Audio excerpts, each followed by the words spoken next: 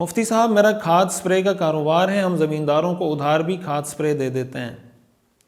تو ادھار پہ نفع تھوڑا زیادہ رکھتے ہیں، تو کیا یہ نفع جائز ہے؟ برائے مہربانی رہنمائی فرمائیں، شکریہ رحیم یار خان سے۔ بالکل، ادھار پر اگر آپ نفع زیادہ رکھتے ہیں تو یہ جائز ہے، لیکن اس میں ایک بنیادی شرط یہ ہے کہ آپ اس وقت معاملہ طے کر لیں، فکس ہونا چاہیے معاملہ۔ فکس ہونے کا مطلب یہ ہے کہ آپ اس کو ڈاؤٹ فل نہ رکھیں، کہ آپ اس کو یہ کہیں کہ اگر آپ مجھے ابھی پیمنٹ کریں گے تو میں آپ کو اتنے کا دوں گا، اور اگر آپ مجھے ادھار پیمنٹ کریں گے تو میں آپ کو اتنے کا دوں گا۔ یا آپ اس کو یہ کہہ دیں کہ یہ میں آپ کو مثال کے طور پر 10,000 روپے کا یہ کھاد میں آپ کو 10,000 کا بیچ رہا ہوں،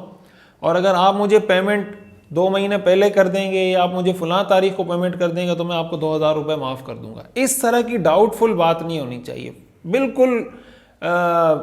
حتمی بات، حتمی عقد ہونا چاہیے کہ بھائی یہ چیز مثال کے طور پر ویسے آپ 8,000 کی بیچتے ہیں، ادھار پہ آپ 10,000 کی بیچنا چاہتے ہیں، اور وہ بندہ آپ سے ادھار پہ لے رہا ہے، آپ اس کو کہیں بھائی یہ چیز میں آپ کو 10,000 روپے کی دے رہا ہوں، وہ کہے ٹھیک ہے، وہ قسطوں میں دے، جو بھی آپ کی آپس میں سیٹنگ ہوتی ہے،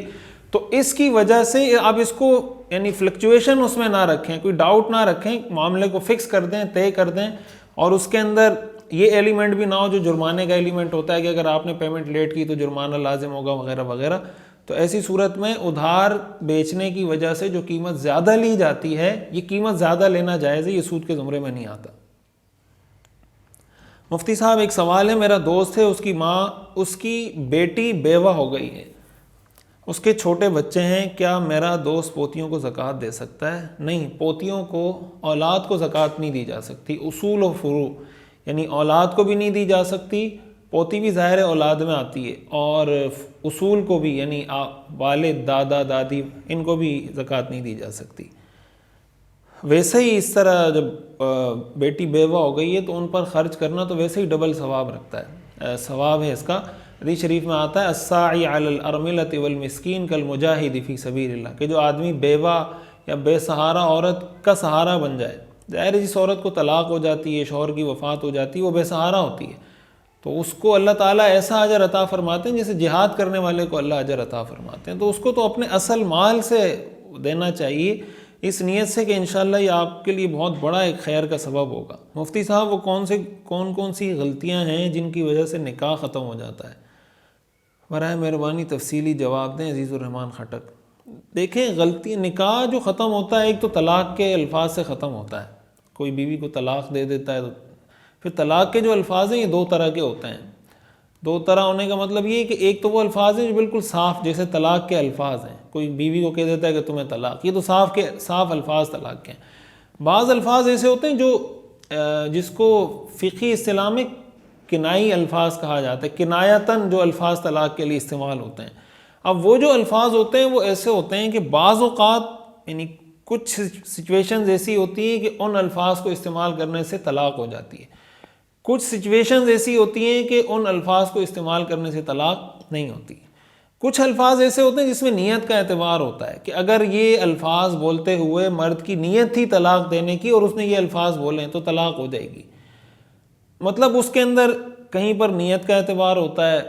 کہیں پر اس بات کا اعتبار ہوتا ہے کہ شوہر غصے میں تھا یا عام مذاق میں اس نے یہ الفاظ کہے تھے۔ یہ طلاق کے الفاظ کی بات نہیں کر رہا، طلاق کے جو کنائی الفاظ ہیں، کنائی الفاظ کا مطلب یہ ہوتا ہے جن میں 2 طرح کے مفہوم ہوتے ہیں۔ مثال کے طور پر کوئی بیوی کو کہتا ہے نا دفع ہو جاؤ،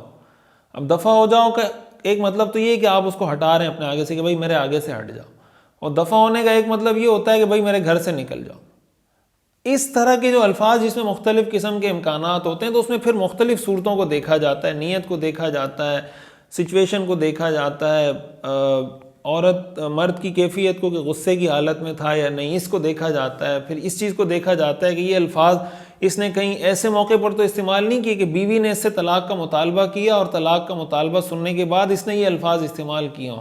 تو مختلف چیزوں کو دیکھا جاتا ہے۔ تو ایسی صورت میں اگر کوئی ایسے مشتبہ الفاظ شوہر استعمال کرتا ہے تو پوری سچویشن لکھ کر کہ بھائی یہ مسئلہ تھا اور میری یہ بات ہو رہی تھی، شوہر یہ کہہ رہا تھا، میں یہ کہہ رہی تھی، اور اس ساری صورتحال میں اس نے یہ الفاظ استعمال کیے، آیا اس سے طلاق ہوتی ہے، یعنی وہ پوری صورتحال لکھ کر آپ کسی دارالافتاء میں دے دیں تو اس سے بھی آپ کو پتہ چل جائے گا کہ اس سے